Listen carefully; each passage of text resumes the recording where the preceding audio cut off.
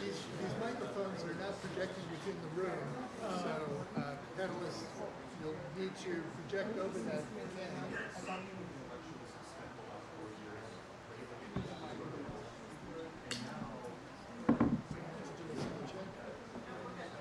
Okay, so I am Christopher Author. I'm the dean here at the Graduate Theological Union, and will you hear me better if I stand? Yes. Thank you. All right.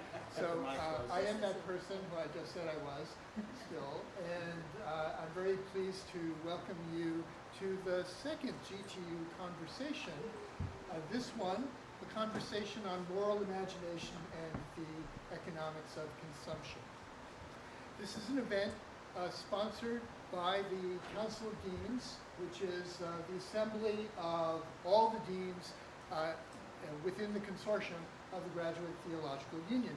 And moderating this conversation with me is my colleague, Leanne Flesher, who is the dean at the Berkeley School of Theology.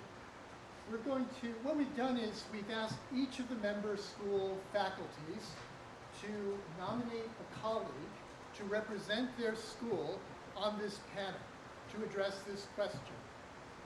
We've asked each of the panelists to prepare a 5-minute response to a single question, it's actually a double question. To what extent does an economy of consumption affect our moral imagination? And how can our moral imagination affect how we understand relationships of consumption? So a conversation on economic ethics. Now, we've also asked each of our panelists to be very explicit about the perspective that they take in their answer to this question, to identify that in a very specific way. And so each panelist will name one's own presuppositions or perspective and articulate the main points of a response to this question, double question that I just told you, in 5 minutes or less. So we're looking, and Leanne Flesher is, as I've warned you, a ruthless timekeeper, so we will keep you to that 5-minute time. We will cut you off if you haven't finished in 5 minutes, and move on to the next person. Now we'll gather all of those positions one by one, and then we will engage a little conversation between the panelists. I'll pose questions to try to surface some of the alternative viewpoints that are lurking in their positions. And then after we've had that conversation for a while, we'll turn to an open conversation with the audience that Leanne will moderate. So with that, I think we're off. One other comment, Paul Gaffney is on his way here. He's stuck in traffic on the San Rafael Bridge, which has construction on one end and apparently fire near the highway on the other side. So he should be here hopefully any minute, but you'll see him join us when he arrives. All right. So with that, I turn it to you. All right. So everyone must use a microphone, otherwise people in cyberland. It's not turned on. Okay, this microphone does not amplify in this room. This is for people in cyberland. Yeah, it's for the So live stream. I will talk really loudly, and usually I don't get told I need a microphone because I talk really loudly. Really quick, I've been getting texts that it's really low or they can't hear. They can't hear in the mic? Okay, great. Thank you. Okay. So hold it right up to your face. How about now? Can you hear me now? I'm not. Okay, so that's good for everyone here to hear also, to make sure that you have the microphone close to your mouth. Okay, so this is the official timekeeper right here, this phone, and 8 of us. There's 8 on this panel, 5 minutes each. That's what? 40 minutes, right? So I'm going to be pretty rigid about the 5-minute line, Okay, so Thomas, you get to go first, and therefore, you know, you're going to be the first one that I'm going to beat at 5 minutes if you're not done yet. All right, so each of you, though, as you begin your presentation, please give us your name and the school that you're from, as well as your discipline that you teach. And then the number one question before you start with your actual presentation, telling us what your emphasis is or what angle you're coming at this topic from. Okay? All right. Thomas, you're on. We good on this microphone here? It's coming through? Okay. Thank you, everyone, for being here, virtually or in person. My name is Thomas Calobrisi. Can you hear me in the back? If I speak up a little. Okay. Thank you for being here. My name is Thomas Calobrisi. I am a research fellow at the Institute of Buddhist Studies. My discipline is, well, I'm a cultural historian by practice, and I teach a number of different courses at the Institute of Buddhist Studies. I guess my perspective here is I'm bringing more narrative approach to this so we can think about using a story to help us change our moral imagination. So I guess my perspective here, I just want to start with a few quotes from the Iron Lady of the UK, Margaret Thatcher. In the early 1980s, she used the slogan, "There is no alternative," or TINA for short, to indicate that she saw capitalism as the only viable option for the modern world. And I think many decades later now, it's been about 40, 50 years since she said this, the economics of austerity and the ethos of individualism that characterized the economics and policy of Thatcher, Reagan, and others throughout the last 40 years have indeed changed our mind. They've been implanted into our soul in such a profound way. Such lucid cultural critics as Frederick Jameson, Mark Fisher, and Slavoj Žižek have claimed that it is now easier to envision the end of the world than it is to think of the end of capitalism. We can't imagine a world where the vast majority of the population doesn't devote their waking lives to increasing their employers' profit margins or face the consequences. Such a world exceeds the limits of our collective imagination. There is truly no alternative now. Or is there? Okay, we get to the second part. So I'm here as a representative of the Institute of Buddhist Studies, and my response to this failure of moral imagination should reflect that affiliation. So in what follows, I'm going to give you less a Buddhist response to the issue than present teachings of one particular text, the Lotus Sutra, how we might use it like tools in a toolbox rather than thinking of an abstract doctrine and applying it to, smack down onto a situation. So the Lotus Sutra is full of parables and stories that express the ultimate goal of Buddhahood for all sentient beings. As the translator Gene Reeves put it, the Lotus Sutra, what we have with it is not so much an articulation of doctrine as a series of stories, narratives that appeal to the human imagination as well as the rational mind. And with that, I want to present in brief one parable from the Sanskrit version of the Lotus Sutra, that of the physician. So this parable tells of a man who was born blind by birth. And because he'd never seen colors, the sun, the moon, or the stars, he claimed that they simply did not exist. He even went so far as to deny that anyone could see at all. And when others told him about such things were real, he dismissed them outright. He said, "There's no such thing." As he went about his business one day, a wise physician witnessed him and heard him deny the existence of colors. Out of compassion, he offered the blind man an herbal paste made from 4 wholesome plants that could cure his blindness. Accepting the offering, being open-minded initially, he applied the paste to his eyes and gained vision. He could see everything that he had once denied. He said, "How foolish I was. I used to say there was nothing to see. And now that I have my sight, I know everything. I have attained the highest state possible." Now, following this, the man now able to see encountered 5 ascetics who asked him if he could see with his third eye. He said, "No, I can't." They said, now that you can see with your physical eyes, there's so much more to see with your third eye. Come and let us teach you how to do that. So, honing his meditative techniques with these 5 ascetics, he could see across whole galaxies, and what he previously thought was the whole of reality was just a fraction of it. Going further, he began to see how beings come into being and fall away according to their karma. And once again, he realizes that though he thought he knew everything, his vision, and hence his knowledge, was actually quite limited. Now, this parable prompts us to question whether what we see before us now, the economics of austerity and the ideology of individualism, is all that there is. And when we deny that things could be different, when we say, how are we going to afford it? When we say, how's that going to work?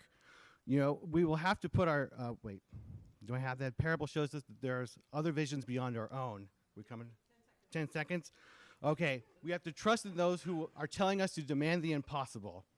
We'll see what they see soon enough. Thank you so much for your time.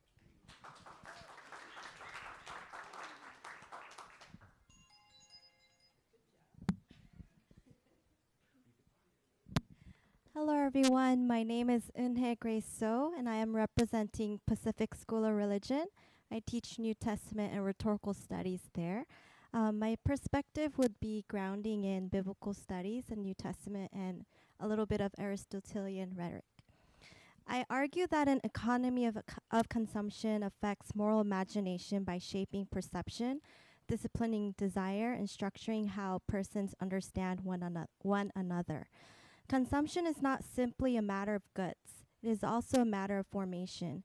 It cultivates habits of valuation, trains attention, and establishes norms regarding what is visible, desirable, and worthy of concern. Moral imagination is socially formed through repeated practices, shared narratives, and persuasive environments, in Aristotelian terms, through ethos. Aristotle understands moral formation as habituation. Repeated practices do not merely express character, they produce it. An economy of consumption is a formative environment that trains valuation, desire, and judgment. In light of Paul's letter to the Galatians, Paul is seeking to reconstitute a community's understanding of identity and life together. Paul does not construe human identity as self-generated or secured through socially recognized markers of worth. Rather, identity is bound to participation in what Paul calls the new creation, kainektsis. An economy of consumption affects moral imagination profoundly by training persons to perceive value in terms of usefulness, exchangeability, visibility, and advantage. Under such conditions, it becomes natural to assess a person, a relationship, or a vocation by productivity, efficiency, or benefit rather than by goodness, justice, or faithfulness. One danger of an economy of consumption is that it narrows the field of value. When usefulness becomes the dominant measure, persons may be reduced to functions. Labor may disappear into the finished commodity, and ecological devastation may be obscured by convenience. Such a system depends upon distance from sites of production, exploited labor, environmental degradation, and the bodies that absorb the cost of comfort. Over time, this distance becomes moral, and we learn not only to consume, but also to overlook. Galatians clarifies another dimension of the problem, the formation of desire. In Galatians 5, Paul's contrast between the works of the flesh and the fruit of the Spirit is not merely a contrast between bad and good acts. More fundamentally, it concerns rival modes of life and rival processes of communal formation. The problem with an economy of consumption is not only that it encourages acquisition. More deeply, it fosters a desire for self-advancement, competition, and accumulation rather than for mutual responsibility and shared flourishing. At the same time, Galatians offers a countervision. Paul seeks to unsettle systems that assign worth through socially legible distinctions and then treat those distinctions as morally determinative. In Galatians 3:28, there is no longer Jew or Greek. There is no longer slave or free. There is no longer male and female. This is not a denial of difference. It is a rejection of any social order in which difference is reduced to hierarchy and hierarchy is reduced to value. Likewise, the exhortation to bear one another's burdens in Galatians 6:2 imagines a community ordered not by acquisition but by interdependence. This is where moral imagination becomes critical. It can render visible what consumer logic prefers to conceal, and it can interrupt the reduction of persons to functions, of labor to cost, and of creation to resources. It can also help reform desire by orienting communities toward dignity, mutuality, and care. An economy of consumption affects moral imagination by training persons to perceive the world through utility, exchange, and disposability. Yet moral imagination, especially when cultivated within theological communities and practices, can interrupt that formation. It can recover interdependence, restore moral visibility, and remind us that persons, labor, and creation possess a value that cannot be reduced to consumption. And what is finally at risk is our capacity to recognize worth beyond usefulness, price, and convenience. Thank you.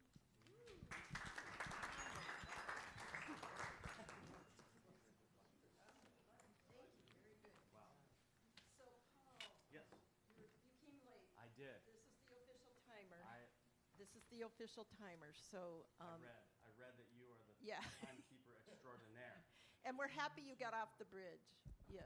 Yes, so- the bridge and you was made it. awful. Yes. So I'm Paul Gaffney. I'm from San Francisco Theological Seminary. I teach pastoral care, and I'm an ACPE certified educator, so I teach CPE. The framework of the economy of consumption attempts to push moral imagination out of the conversation entirely. The consumption economy rightly sees moral imagination as a threat to its dominance, and so insists at every opportunity that perpetually increasing consumption is the only viable future, only allowing for a small, insignificant changes around the edges of the consumer system. As a Christian, I draw heavily on Carter Hayward's understanding of God as our power in mutual relation, the movement that connects us all, the whole creation, now and forever. As a practicing Zen Buddhist, I understand our interconnectedness as a given. The dependent co-arising of all things inextricably binds us to each other. In a talk at Green Gulch Farm Zen Center, my Zen teacher, Taigen Leighton, called consumption this country's national religion, pointing to our worship of the dollar and our ever-present and insatiable desire to own more things. This consumption, more than an economy, as Bruce Rogers Vaughan suggests, has become a social system in which, quote, freedom has been redefined on the market's terms, reconfiguring society as a collection of isolated and competitive individuals. I've been an ACPE educator for about 5 years, and before that, I worked as a chaplain with people who live outside in Marin County. It was impossible for Marin County residents to imagine things like centralized parking lots where people could sleep in their cars, or camping sites in the vast open spaces where people could live in their tents. Even in this liberal Bay Area, the limits of imagination begin and end at what individuals believe they stand to lose materially by offering someone else something. The perceived value of property and the potential impact of those people on commerce and the gathering of capital was much more important than the lives of the human beings who were living and dying in their cars and tents. So steeped in this neoliberal capitalist system are we that we struggle to imagine different ways of ordering our society or configuring our economy. The system has perpetuated the great evil of severing our relational bonds and shrouding us in a sin that we cannot see because it is the water in which we swim. Now, in neoliberalization, suffering itself has become privatized and deregulated. Bruce Rogers Vaughan writes, we now fully own our suffering. Suffering is not believed to be shared with others or thought to be one's participation in the suffering of a larger group, where prior to neoliberalism, sufferers may have turned to communities of support for help, and these communities offered interpretations of suffering in light of tradition or through rituals. The deregulation of suffering requires the sufferer to manage their own pain and to be responsible for getting whatever assistance they may need. Consumption-driven individualism and competitiveness feed algorithms that sicken our souls and work to perpetuate the illusion of separation through isolation, obscuring our suffering even from ourselves. This suffering that results from the consumption economy is experienced collectively, though, in relationship, and can only be met and cared for in relationship. Rogers Vaughan defines soul as an aspect of the embodied self, namely the activity of self-transcendence, that activity which holds individuals in relation with self, others, creation, and the eternal, a fabric that embeds every one of us within all that is. So when there's suffering in one part of the fabric, the entire fabric feels the strain. The work of spiritual care is to abide in this place of suffering with our fellow beings, reminding and assuring them that our souls are indeed intertwined. Thus, caring for others becomes a radical and countercultural activity as we remember ourselves to each other. We may begin to wake up more to our collective suffering. By placing value on human life and prioritizing health and wholeness and connection over consumption and collection of capital, we may allow our collective imagination to lead us somewhere new.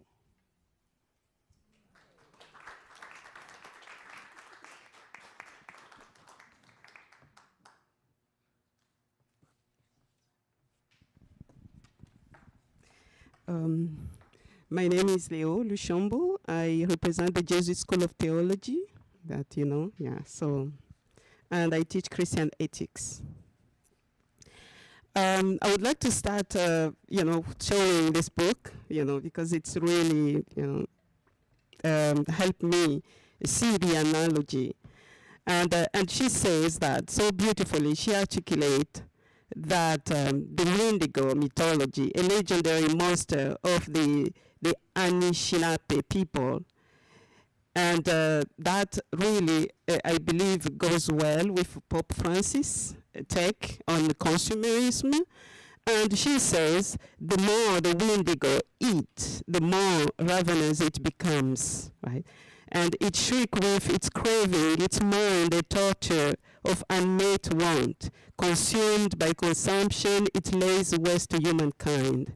Born of our fears and our failings, the Wendigo is a name for that within us, which cares more for its own survival than for anything else. So she continues that all the teaching recognize that the Wendigo nature is in each one of us. So the monster was created in stories. So this analogy of this monster, that we might learn why we should recall from the greedy part of ourselves. And my point is, so consumerism works, right? As a monster within us, eating us from the inside. So drawing on Christian thought, our understanding of consumption relationship can be shaped by the idea of the incarnational solidarity, which in turn is advanced by Pope Francis' call for the culture of encounter. And Pope Francis summoned us to be the people who looks inward, right? So to have an orientation inward, in such a way that we are capable of seeing others not as a social bodies, as Sean Copeland says, social bodies shaped by bias, and where the person is seen as perceived by bias related to gender, race, and status, and economy, and power. But as human beings with equal dignity, then our imagination can continue to ruminate on solutions if we are not to turn into what profit-seeking media tell us we need or want, right? Why incarnational? It's face-to-face, right? Incarnational solidarity. Let me take first incarnational. Face-to-face, human-to-human, causing us to expansively consider Christ in every person as we walk alongside that person. Incarnational in that we cannot just offer quick prayers and thought virtually or in a sound bite and be done, perhaps so quickly that our moral imagination is not engaged at all. Right? When we spend time with one another, with another human being in need, and perhaps yearn for the peace and the joy as much as our one, it changes us, which necessarily also changes our moral imagination. So we do need this culture of encounter, to reshape our moral imagination against consumerism. And it's about acknowledging the other non-social body perception, as Jean Copeland says, the body seen by others by bias, but a genuine encounter that leads you to see the actual physical body, the material body itself, with its need and desire, pain and pleasure, and the broken bodies that are in need of our solidarity, which can move us to question our consumerist style. So this solidarity is not cheap at all. It's not just sentiment, right? It's not just a culture of consumerism. It requires to constantly apply the gospel. So in this sense, Pope Francis said, whenever we encounter another person in love, we learn something new about God. Whenever our eyes are open to acknowledge the other, we grow in the light of faith and knowledge of God. It is about acknowledging the other, very deeply, right? And echoing Pope John Paul II, he says, when people are answered in a web of false and superficial gratification, rather than being helped to experience, then the personhood is being distorted. So we need to encounter the person to shape our moral imagination. Thank you.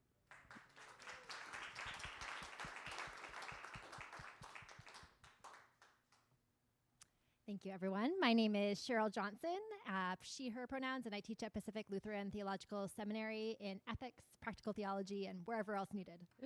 A presupposition I'll begin with is that consumerism is a systemic issue and not one for which individual actors are primarily to blame. I believe that doing so can radically obscure the situation, suggesting that consumerism simply arises from people being too materialistic or individualistic, perhaps theologically speaking due to a fallen or a sinful nature.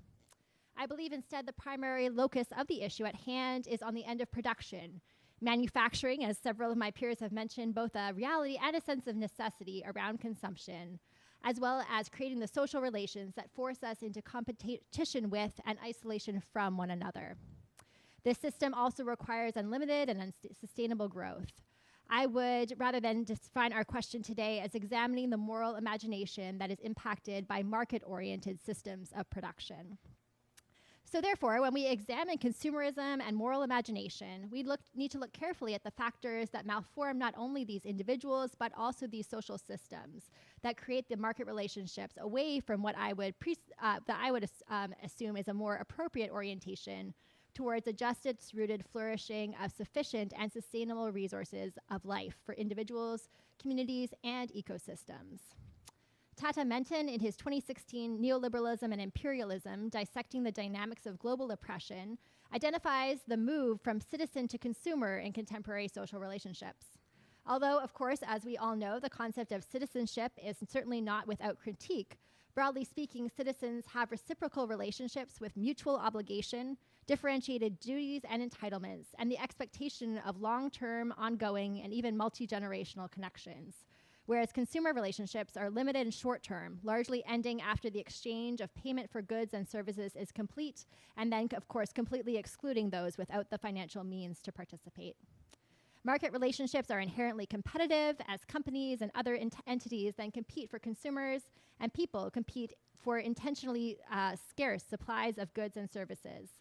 This sense of competition fuels individualism and separation as we move from an understanding of shared interests and shared destiny into a mindset of winners and losers, such that it's difficult to fathom any alternative. Of course, these factors exacerbate and contribute to various social divisions such as race, gender, ethnicity, disability, and so forth. and the work of social ethicists from my own Christian tradition who are focused on the economy, including Cynthia Molobita, Jorg Rieger, Carrie Day, and others, we hear how this sense of competition, individualism, and inherent inequality shape moral imagination in ways that make it very difficult to imagine alternatives. It can be difficult to construe a good life that is not oriented around success within the parameters of the system that are defined by wealth. Rather, instead playing an entirely different game, one that is oriented around these other values I mentioned, including sufficiency, sustainability, interdependence, and mutuality. Although some aspects of a consumer mindset have been used in a limited fashion for marginalized individuals to assert their own rights and dignity apart from oppressive forces, I believe this ultimately falls short of truly allowing for mutual flourishing and sustainable futures. Within the academy, consumerism also shapes our moral imagination to compete with one another as students and faculty, and with institutions for scarce resources such as funding, recognition, publication, and prestige. Knowledge itself can become commodified, valued primarily for its marketability rather than its contribution to the common good. When education is framed as a private investment for individual advancement rather than a shared social good, our relationships shift and colleagues become competitors, students become customers, and institutions become brands. Within religious communities, consumer logics likewise can reshape moral imagination in industrial complex style relations. Faith communities can begin to mirror market relationships where participation is based on perceived benefits rather than covenant, commitment, or shared responsibility. Congregants become consumers of religious goods and services, and institutions compete for, again, attention, growth, and resources. This risks reducing spiritual formation to personal satisfaction rather than cultivating the spiritual practices of mutual care, solidarity, and social and ecological justice. Yet our religious traditions also hold resources that can resist these tendencies. So how can moral imagination be used to reshape our metrics of success? I believe a renewed moral imagination can help us to envision economic relationships that are grounded not in competition, but in solidarity, not in endless acquisition, but in sufficiency, not in extraction, but in reciprocity. It asks us to imagine forms of exchange that are oriented towards shared flourishing, sustainability, and justice. I'll end there.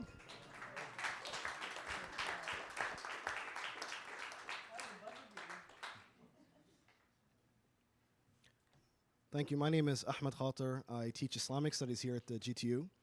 And I apologize for my voice. I'm recovering from a cold, so please forgive me. My response is entitled Moral Imagination and the Economics of Consumption, an Islamic Perspective and Ramadan Framing. Speaking from an Islamic perspective, I argue that economic life is inherently moral. And what I mean by that is that every act of earning and spending is not just a financial decision. Rather, consumption is an ethical act governed by revelation and morality. The human being is not a neutral consumer, but a morally responsible agent before God. Wealth is a trust, or in Arabic, amana. Markets are subject to justice, and our moral imagination must be shaped by divine guidance, not by desire. And there's no better time to reflect on this than Ramadan, which is about to come to an end, a month that disciplines consumption and restores moral vision. From this perspective, an economy of consumption affects our moral imagination in three key ways. First, it distorts our understanding of need and excess. A consumption-driven economy trains us to expand desire, to always want more. Excuse me. But Ramadan teaches us the opposite. Hunger becomes a form of knowledge. It reveals that many of our quote-unquote needs are constructed. Islam condemns overconsumption or excess, israf, and calls us to restraint. Thus, moral imagination is restored when consumption is limited, not maximized. Second, it weakens social responsibility. Consumer culture isolates my wealth, my lifestyle, but Islam embeds consumption within relationships. We are commanded to care for the poor, to feed others, and to ensure our neighbors are not in need. The Prophet, peace be upon him, taught that one is not a true believer if their neighbor is hungry while they are full. Ramadan revives this ethic, transforming consumption into an opportunity to heal the condition of the poor through generosity and obligation. Third, it normalizes commodification and injustice. Modern economies often treat everything as a commodity, but Islamic law draws moral boundaries. The Prophet said, people are partners in three: water, pasture, and fire. And this establishes that essential resources are not to be completely monopolized. Likewise, Islamic law prohibits practices that corrupt market ethics, such as al-bay'a al-bay'a, undercutting another's sale, false advertising, and deceptive practices like tadlis, misrepresentation, and ghabn, exploitative pricing through ignorance. These are not just legal rules, they reflect a moral vision in which markets must preserve trust, not manipulate desire. Now, how does moral imagination reshape consumption? First, it reframes consumption as stewardship. We are not absolute owners, we are trustees. Every act of spending is accountable before God. This transforms consumption into an ethical act tied to responsibility, not entitlement. Second, it centers justice in the marketplace. Again, as we mentioned, Islam permits trade but regulates it morally. The concept of price regulation reflects this. While prices are generally left to the market, scholars recognize, or some scholars recognize, that intervention becomes necessary when there is injustice, manipulation, or harm. Similarly, the prohibition of undercutting another sale protects fairness between buyers and sellers, and the allowance of rescinding a contract in case of misrepresentation and exploiting prices through ignorance. And this protects the vulnerable from exploitation. These principles show that economic freedom is always bound by justice. Third, it restores shared responsibility. The prophetic tradition that people are partners in essential resources establishes a vision of economic life rooted in shared access and care. This challenges the tendency of modern consumption to privatize absolutely everything. Our moral imagination, when shaped by these Islamic values, sees wealth not just as something to use, but something to circulate for the benefit of society. Fourth, it transforms deprivation into empathy and action. Ramadan is not only about personal restraint, it is about social transformation. Hunger cultivates empathy, and empathy must lead to action. In this month, many Muslims pay their zakat, their obligatory almsgiving, or their sadaqah, their subrogatory charity, and other just economic behaviors. In this month, we are trained to see consumption through the lens of others, not just ourselves. Finally, it redefines success. Success is not how much we consume or how much we own, but how we restrain, give, and act justly. The Prophet, peace be upon him, taught that what we truly retain and what really will matter and what will be heavy on our scales on the Day of Judgment regarding wealth and consumption is what we give in charity, not what we consume and retain. This shifts the moral imagination from accumulating wealth to accountability.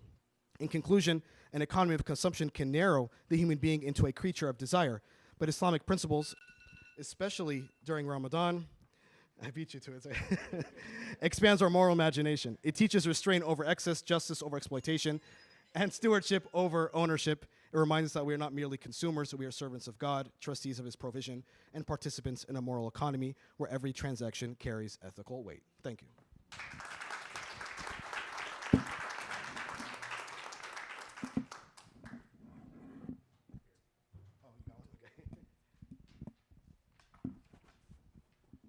Ready? Every human being consumes. To eat is to consume. To breathe is to consume. Consumption is not a vice. It's the condition of being alive. So when we speak of consumerism, we cannot simply mean the act of consuming. We mean something more, something about the orientation of life or a culture or a civilization. The question before us is not whether we consume, but how, why, and toward what end. One of the most reliable paths to understanding any concept is to speak of its opposite. Light is illuminated by darkness, courage by cowardice. So too consumerism, its true nature becomes clear when we ask, what is its opposite? What would it look like to live in the opposite direction? The opposite of consuming is not refusing to consume, it is waiting to consume.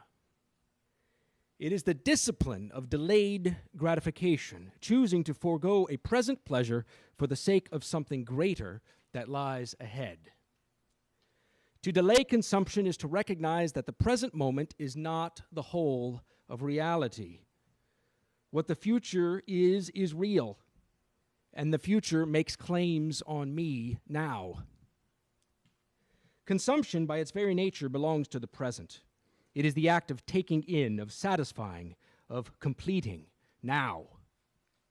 But the capacity for sacrifice, for waiting, for enduring. This belongs to the future. It reaches forward. This is why the moral tradition speaks of hope as a virtue. Hope is not wishful thinking. It is the disciplined orientation of the soul towards a future good, a good not yet possessed, but genuinely anticipated and actively chosen. Economists, in their own language, have identified this same phenomena. They call it a time preference. The degree to which an individual weighs present goods over future goods. A high time preference means I want it now, and I am unwilling to wait. A low time preference means I can wait. The future is something worth sacrificing the present moment for. Consumerism, then, is a culture of high time preference, a civilization that has lost the capacity to wait. We have arrived at our thesis. Hope, understood not as a sentiment, but as a virtue, is the structural opposite of consumerism. Where consumerism collapses the horizon to the present moment, hope extends outward. Where consumerism says, take now, hope says, give now, receive later. To cultivate hope is to become capable of living as if the future matters, because it does. The person formed in hope acquires, in turn, a set of relative and related virtues. The person can save, not merely financially, but in every dimension of life, in time, energy, and resources. That person can practice thrift, that old and underrated virtue of purposeful restraint, of using well and wasting nothing. Such a person does not merely consume, they steward. And they recognize something crucial, that my actions today have consequences for persons who do not yet exist. The future to them is inhabited, and therefore it morally matters. We conclude with the bold claim, the antidote to consumerism is not a policy, it's not economic reform, it is a moral imagination. It's one capable of seeing the present moment as charged with future significance. The Christian tradition has long cultivated exactly this imagination. Its vision of time, of creation, fall, redemption, and consummation, is irreducibly future-oriented. Its central virtues, faith, hope, and love, are all, in their different ways, acts of going beyond the present moment. A people formed in hope will not be enslaved to the present. They will save instead of spend, sacrifice instead of grasp, and bequeath to future generations a world not merely consumed, but tended. Consumerism is a crisis of the imagination, and only a richer imagination, one oriented towards eternity, can cure it. Thank you.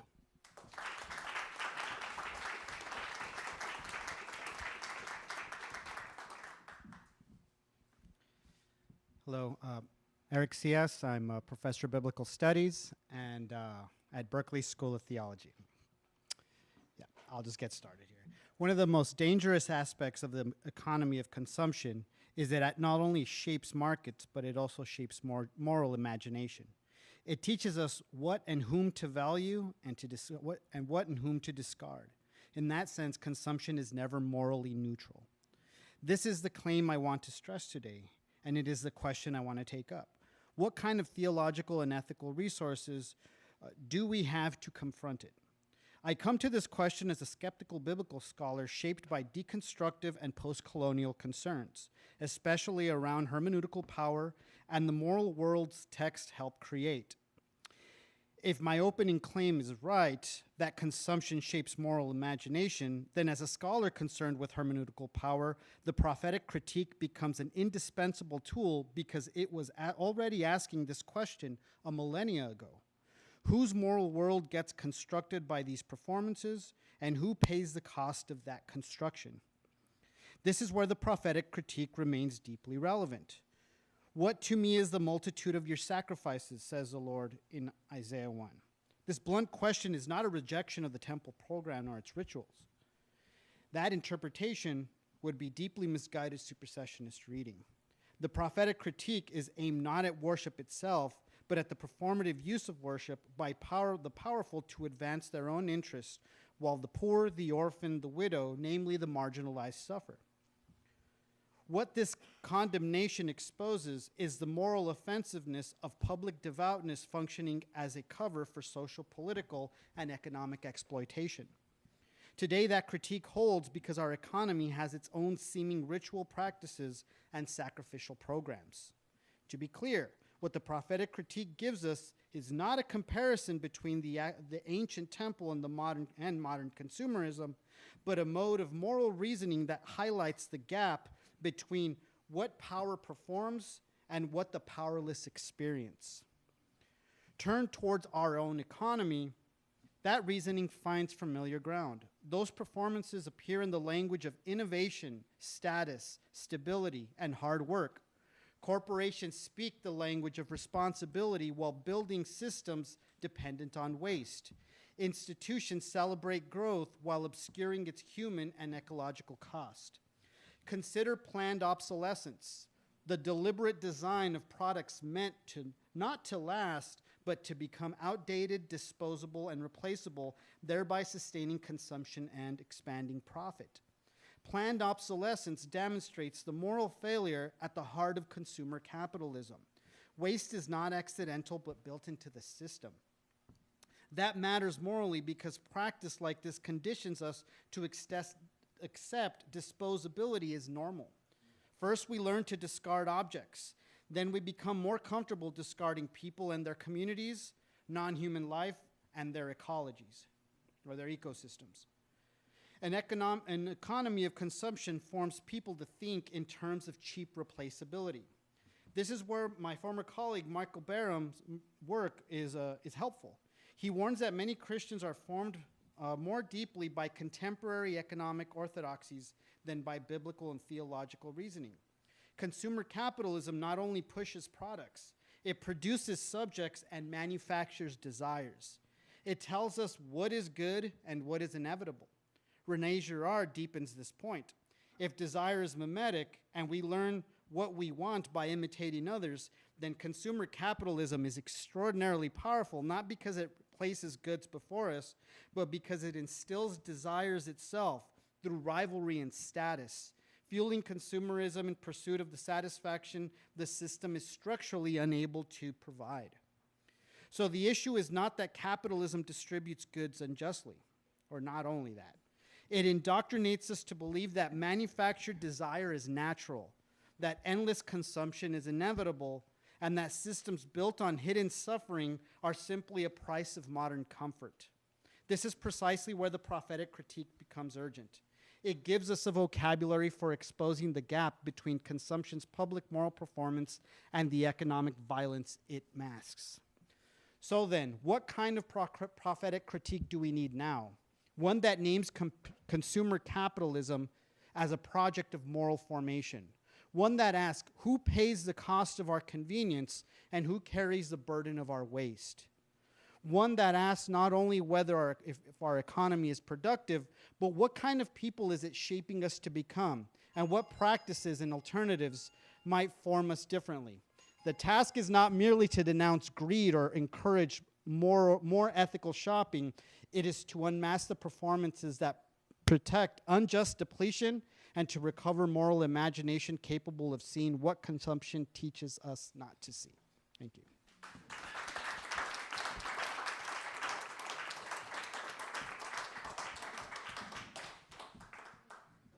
All right, thank you. Thank you very much, everyone.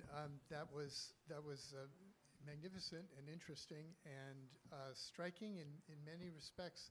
There's quite a lot of agreement among you. About numerous things. Nobody really wanted to stand up for capitalism, except for Margaret Thatcher at the very beginning. So, a couple of things struck me, and I think think I'd like to ask a general question, and then I'll basically put a few of you on the spot to try to get you talking about this together. Pretty much all of you appealed to something in the sphere of moral imagination as an antidote to a very prevalent consumer economy.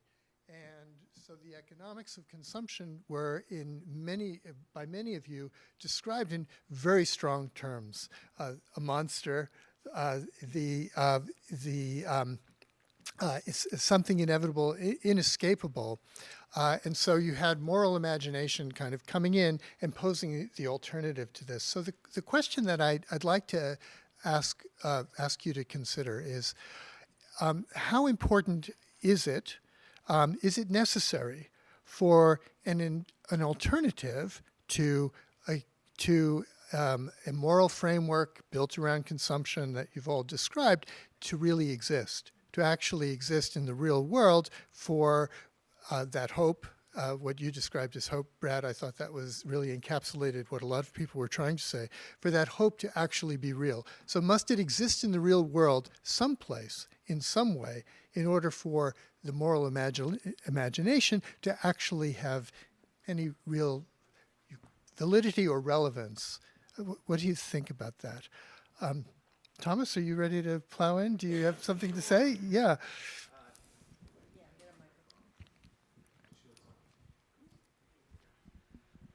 Well, I think that moral imagination in many ways already exists. We're seeing the alternatives that we're articulating here now in various theological frameworks and religious frameworks. So I think that those logics are just a little bit buried beneath the surface. They're already there. They just need to find ways to express themselves, more relatably to the public. So I think they already exist. But your question where? So I want to see this moral imagination actually working. Okay. Where? Well, for me, it's where in should New I York. look? It's in New York. In New York. Yeah, there was a guy who was elected mayor. Oh.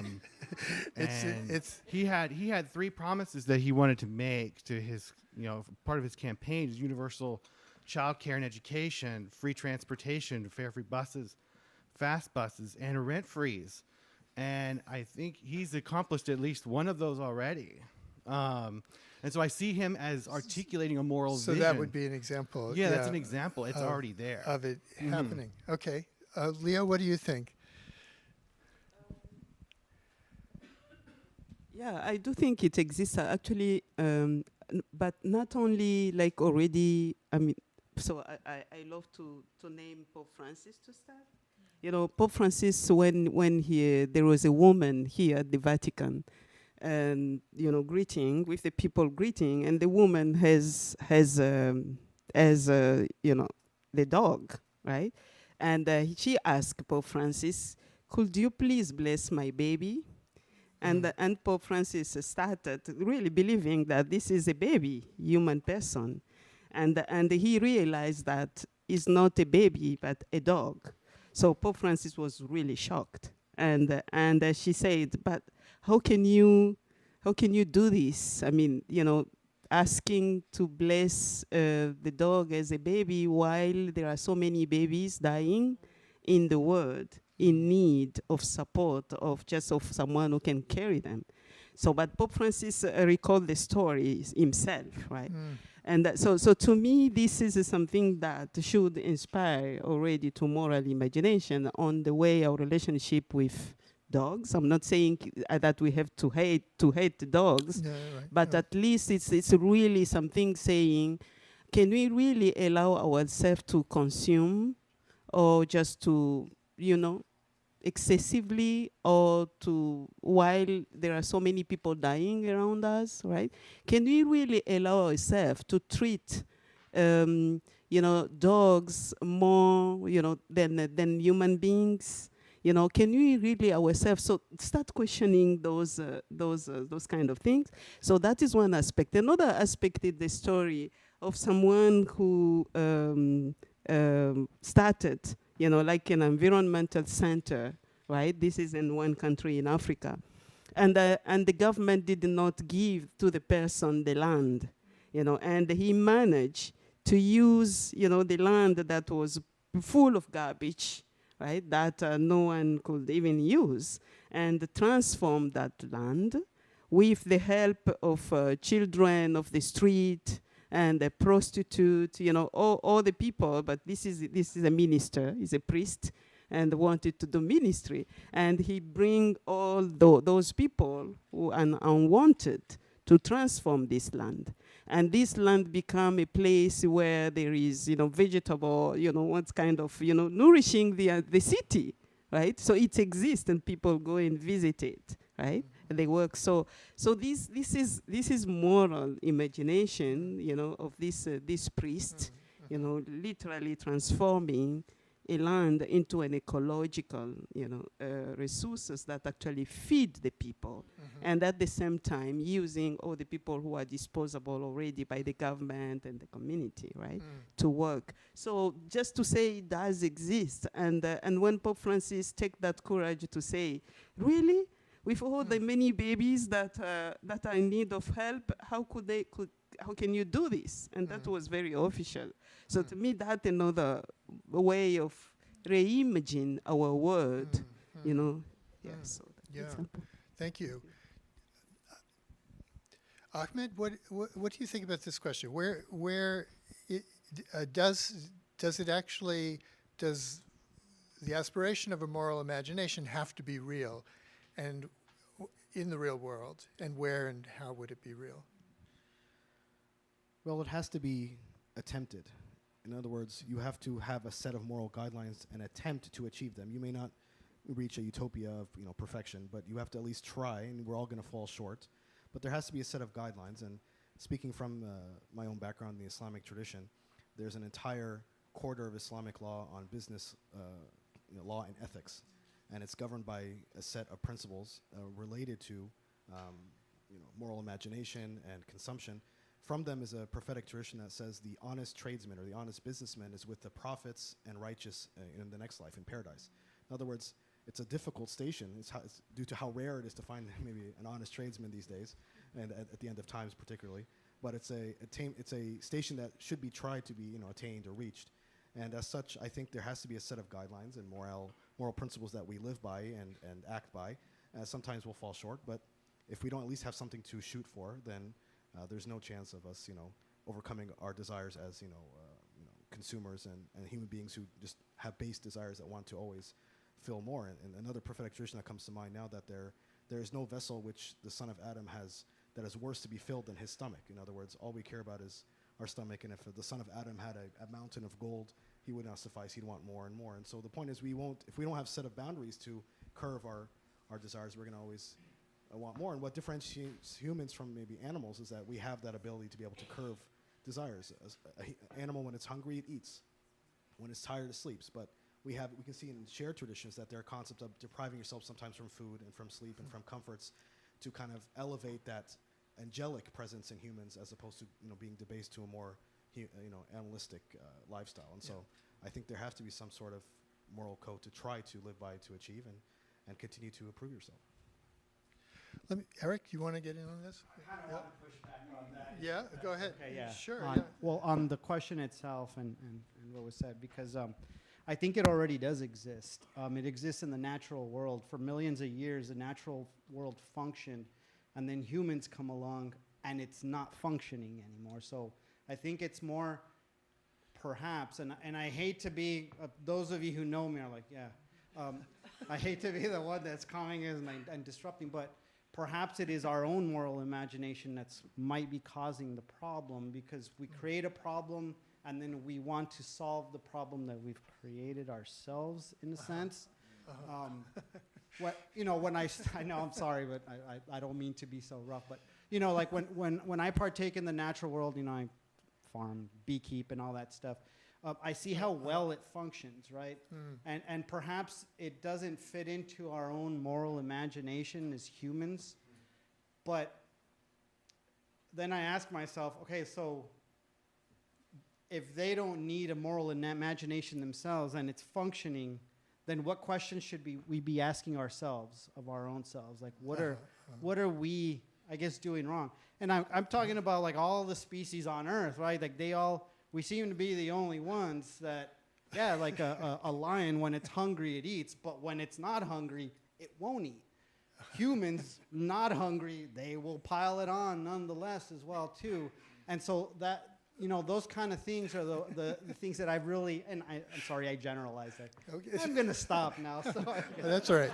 We did okay for about at least 600,000 years, in our ancestors, our hominids ancestors. The question is like, what happened? What changed? It's the age-old question of, Adam and Eve going from paradise to not. Sure. The Enkidu story from Gilgamesh of going, from the sort of animal man to then has sex and now has like this moral view of things and a human view of things.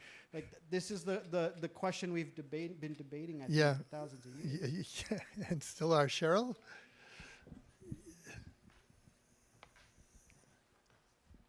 Just one additional concept to bring into our conversation. I think gift economies are a great model of non-consumption-based relations where the focus is not on direct exchange that ends when I give you something and you give me something, but it's more about ongoing connection and meeting needs as they arise with a promise of future relationship and contributing back as you can, but it's less directive and less X to Y.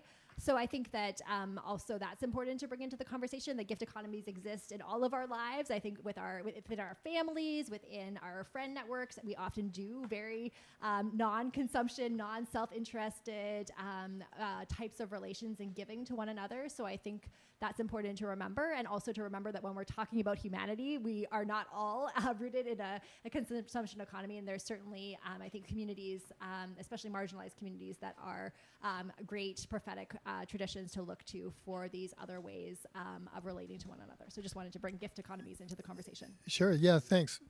Brad, you've you had a somewhat different starting point. Yeah. Yeah. Well, so thank everybody for your comments so far. They've been very, very rich, and they've kind of sparked my own moral imagination a little bit. Bringing on the gift economy, and I love this idea. I think the moral imagination exists when you ask where it is. It's in the heart of that person that asks themselves the question, how can I give to the greater good more than I receive? Uh-huh. That's the key in every interaction there that we engage in. How can I give to others more than I am taking from others? And this is a type of attitude that we don't simply bring to our own lives, but then that kind of attitude that can permeate the entire economy, what we call the economy, which is just that very elaborate network of human beings living together in a common good, a common community. That's where the moral imagination lives. It's interesting because you're bringing it to the individual, and pretty much everyone else, I think, so far has really been bringing it down to small places in life, which is an interesting contrast to the way you've described the economics of consumption as really gargantuan, and then the antidotes are quite local or specific or even individual choices of the heart. Paul, did you want to get in on this? And then hand it to you. Eric, I think you and I would have a lot to talk about at coffee. I think it starts when we started storing surpluses, and then you have to have somebody who's in charge of the surplus, and then that person says, "Well, since I'm in charge of guarding the surplus, I'll take a little more for me." And I think that's kind of how it starts, is with a surplus. Because we like to throw things away. And when I was working with people who live outside, I had a couple of friends who were really skilled at dumpster diving. And the number of businesses that lock their dumpsters it's staggering. I went to a grocery store chain and I said, hey, before you put your stuff in the dumpster, can you call me? And I'll come and pick it up. And they said, oh, no, we can't do that. Because we don't want to get sued. These concerns about, the bottom line in the face of people who are literally starving is, to me, was like so egregious that I had to like laugh at it. But I really saw when people on the street had more than they needed, in my experience, they shared it with their friends. And that was anything that they had. Sort of working within that community and helping to kind of organize them around that activity. In 2007, we put together a big party, actually. And so I think where moral imagination can really show up is when we throw a good party. And when we look at what it takes to throw a good party, to feed one another, and to clean up afterwards, it was a fantastic, very long evening. But we had folks from the street perform. They prepared a meal. They fed their friends. And we all cleaned up afterwards. And I was getting ready to leave, and there were two guys who were really at odds with each other through sort of the planning process, and as happens. And it was the end of the night. We were sort of the last few people in the building where we had this party, and I saw them standing. We were in a church, and they were standing kind of in the sanctuary of the church. They didn't see me, but they hugged each other. And that to me was like, that was it. Like, that was the moment where I was like, this is what it's about. This is what the world could be like, I think. So.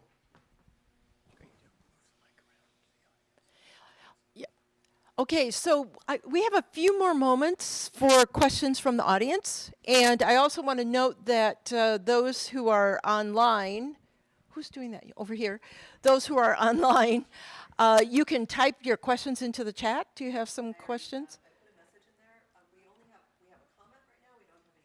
Okay, good. So I encourage the online people to ask questions in the chat. And those in the room here, please. What questions do we have? And we can bring you a microphone. Yes. To me, it occurs to me that moral imagination, the question of do we need to see manifestations coming forth of what we're looking for, to me the question is not as much do we need to see them as, do they need to be there as do we see them?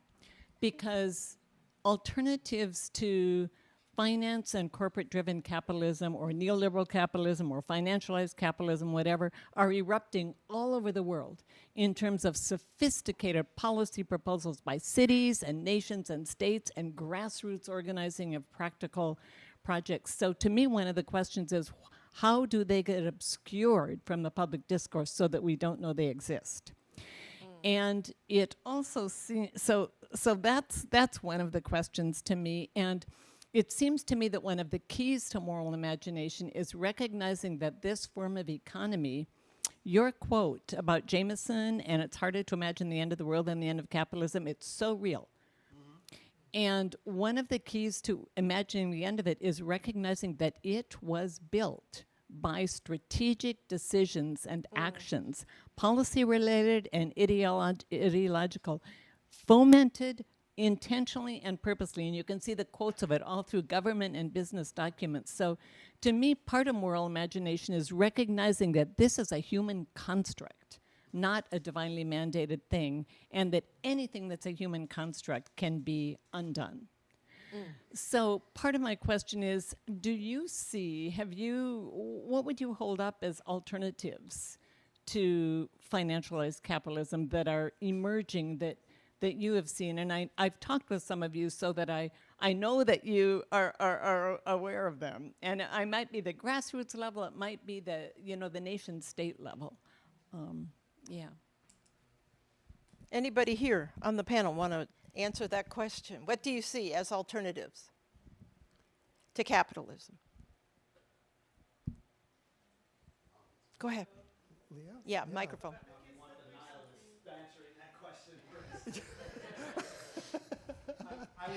We have Leo answering now, and then you can be second. Go ahead.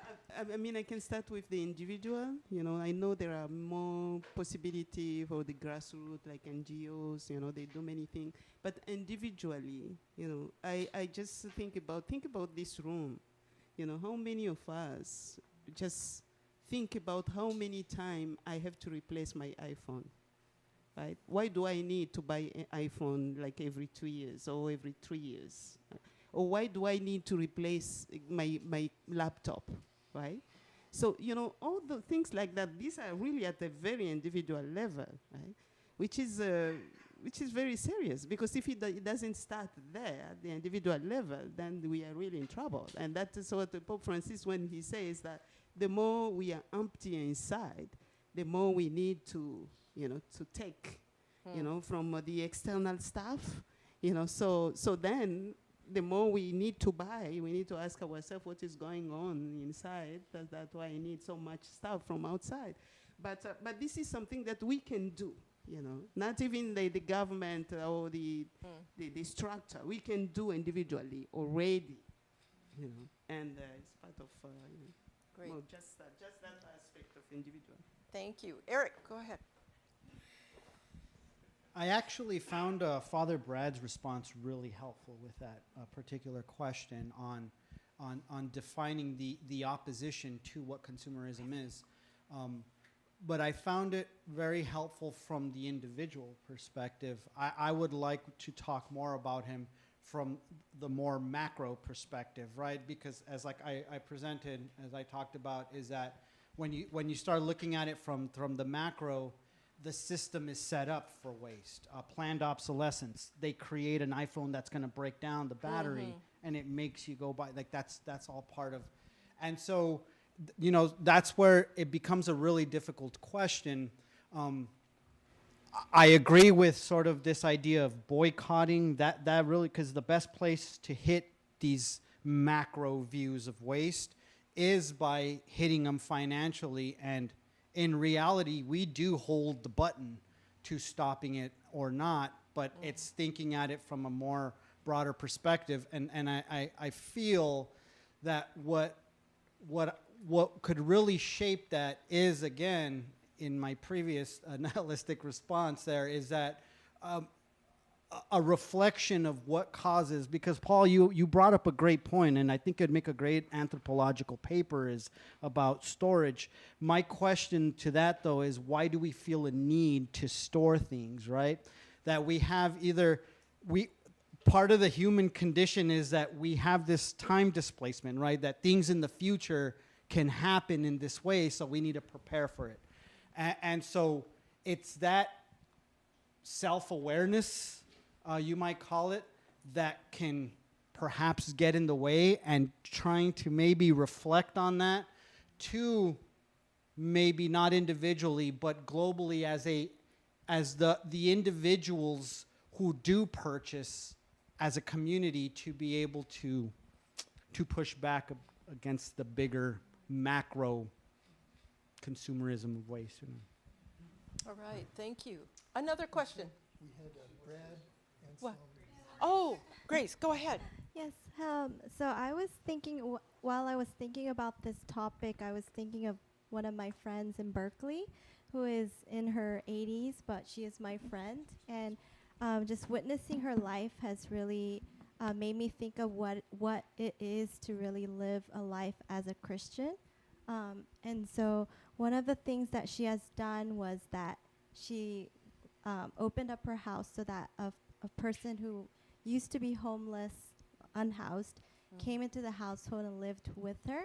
And now that person is no longer homeless, not because that person has a roof over his head, but because it really transformed his life, and to really stand up back from, like, brush off his past and, like, move on to the next. But there needed to be someone who could really support that person in that season of transformation, especially in the era where we have mental illness, depression, amid a lot of the economic disparity that we are facing in this situation.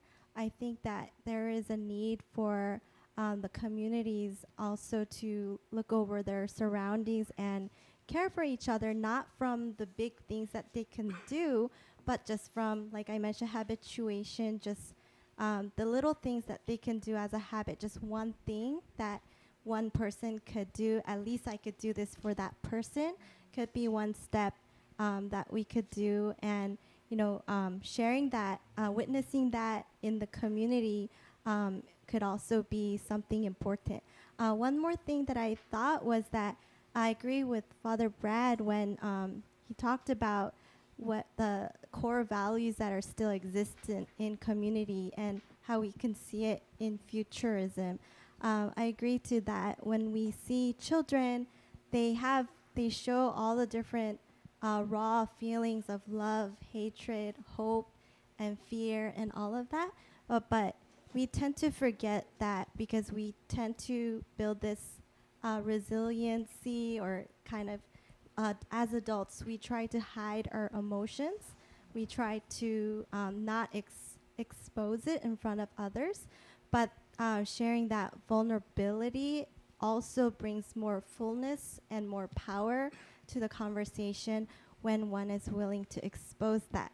So I do think it is existent in the current society. It's just that we just want to show something as being perfect, all tidy and clean and neat, but actually humans can never be perfect, and there is the messiness is actually what is really beautiful of human, because there is always a chance for or opportunity for transformation.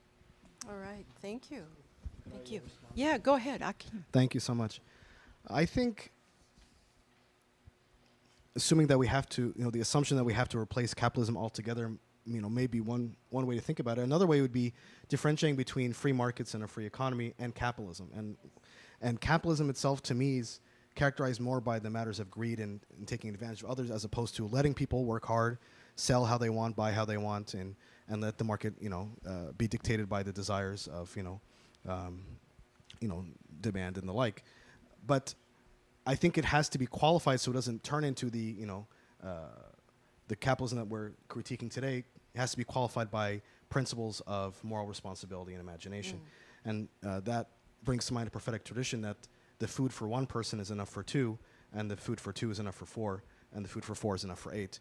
And that's why Islamic law and Jewish law speak about the issue of usury and imposing interest upon people and putting them into debt, taking advantage of them, for example, is something that they discuss whether it's allowed or not. The point is, we can allow people to thrive and have open economies and the like, but we can put in moral responsibility and regulations that make sure people are not $300,000 in debt just to get education, or people are on the street because they cannot get health care, whereas we're spending X amount, billions of dollars in other areas where, there are people dying on the streets in our own country. The point is, I think we, don't have to scrap the entire system, but we can work with what we have to improve via matters of regulation and moral responsibility. So I just want to put that out there. All right, thank you. Anyone else on the panel want to respond to that particular question? Okay, any more questions from the group? Yes. Go ahead. You go. Well, thank you. I'm always a bit uncomfortable if there's too much consensus.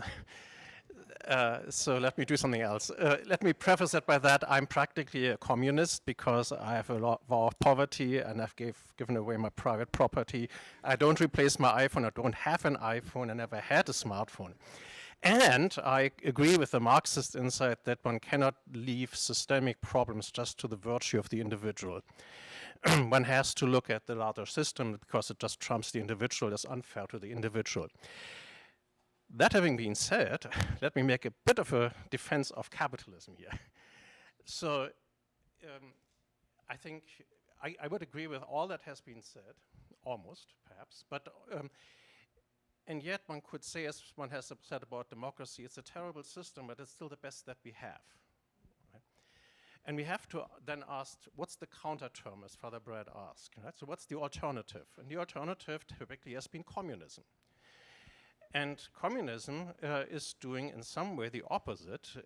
And I think the choice is ultimately between freedom and equality. People think in the French Revolution that's the same agenda, but it's actually the opposite. People just are not equal in their gifts. And if you let them do what they can do, they will just come up with unequal outcomes.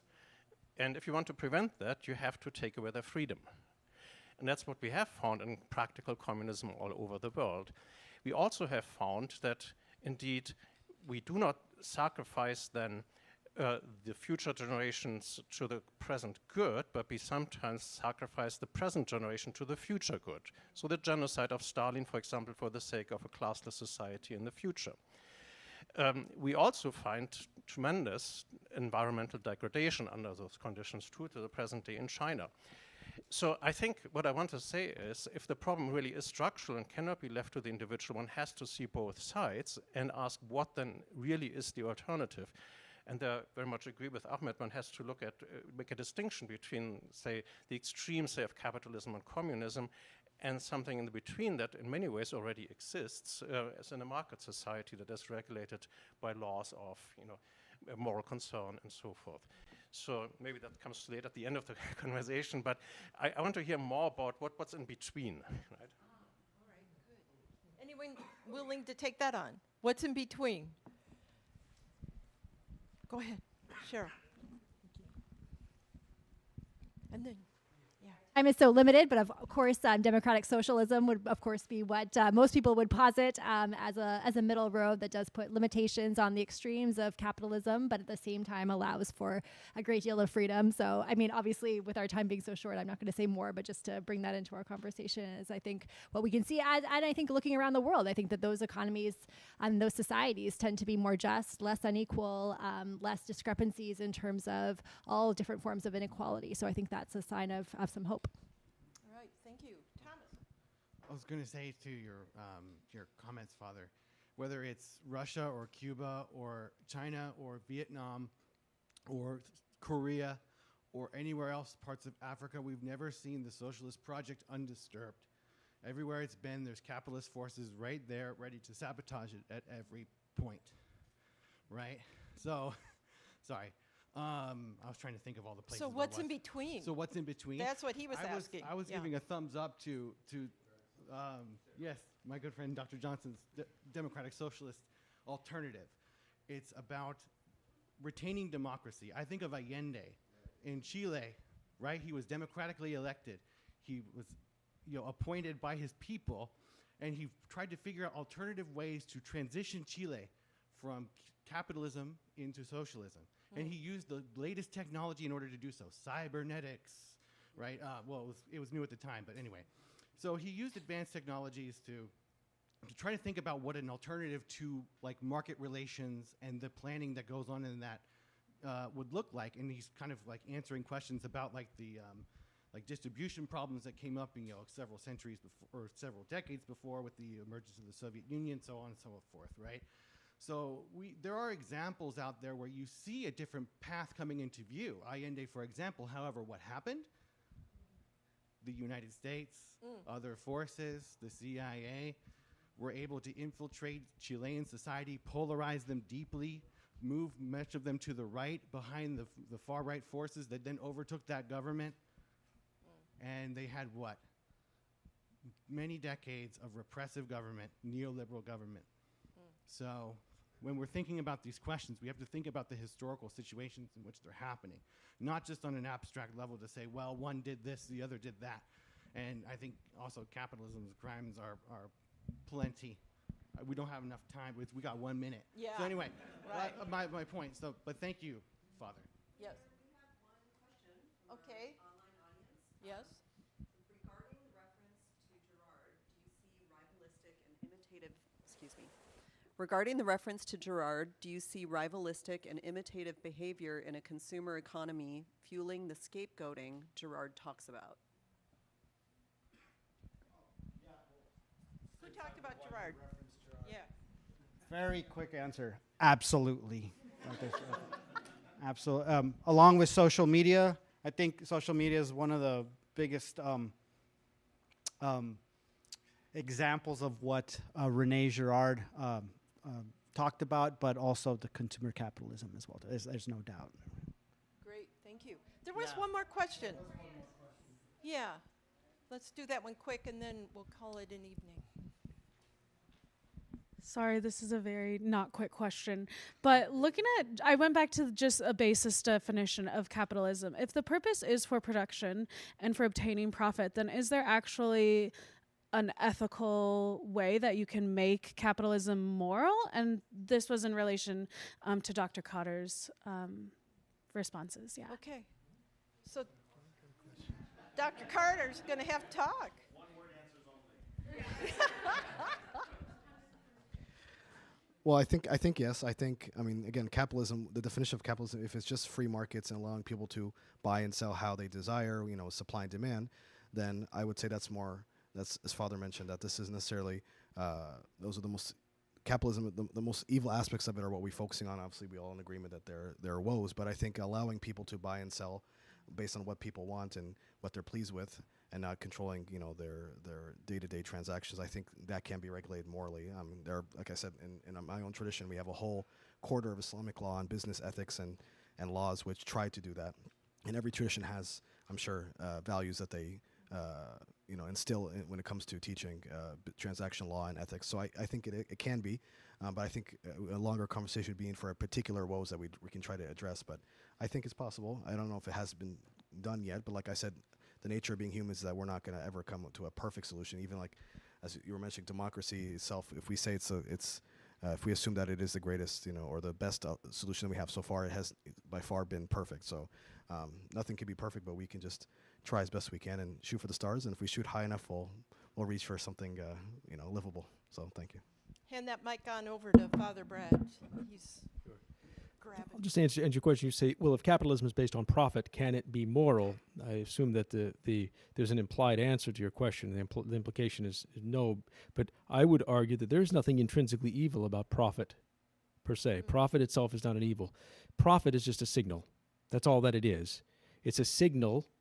It's a signal that contains an infinitely more data points about the whole world that I could possibly understand myself, which could be just a single signal that I have actually, in a certain sense, given more to the community than I have received, than I have consumed. That's all that profit is. And so profit itself is not evil. Now, profit can be pursued with evil motives. That's absolutely true. But there is a danger in the entire dialogue. There's a danger and a temptation to reify a system. The system is an abstraction. It's an abstraction. What exists, what is actually real, are those human beings living in community, engaging each other in true relationships of spontaneity and freedom, where they are engaging in community, helping one another. And what I would understand something like profit to be, or something like price to be, or just simply those naturally emerging signs in any kind of market. And when I say market, I just mean that interconnected network of human beings. Again, that's not a reified thing that we can point to. So that's how I would answer that question. It depends, of course, on the moral imagination of those involved. So, Father mentioned actually reminds tradition, which Microphone, is, yeah. sorry about that, just to remind me, that profit in itself isn't evil. One of the scholars in our tradition was asked, is it something bad to be wealthy or to make money? And he said, as long as the money is in your hand and not in your heart, that is fine. So there's nothing inherently wrong with being successful and working hard and putting in an honest day's work and having enough for you and your family, so you don't have to put your hands out for others to give to you. But again, if the money's in your wealth and not in your heart, you don't have that attachment to it, such that when the right decision has to be made, you easily are able to part with that money and give to those in need and so on and so forth, as opposed to pushing down on others and stepping on others to get to where you want to be financially. So I think the answer, I agree with Father here, that making a profit in and of itself isn't inherently evil, but how you use it and the means to get there would be. Can it be quick? We're over time already. It can be very Okay, very quick. The thing that makes profit evil is when it is theft of the value of somebody's labor. And so it's fine, if I'm paying you a living wage, you are being paid a fair value on your labor. But we don't do that. That's not how that's not how capitalism is now. That's not what it is. It is theft of people's labor. So this capitalist system, no, there's no way it can be moral. I don't think. All right, we have some disagreement now. Okay, and it's time to go. So let's give our panel a big thank you, big hand. Thank you.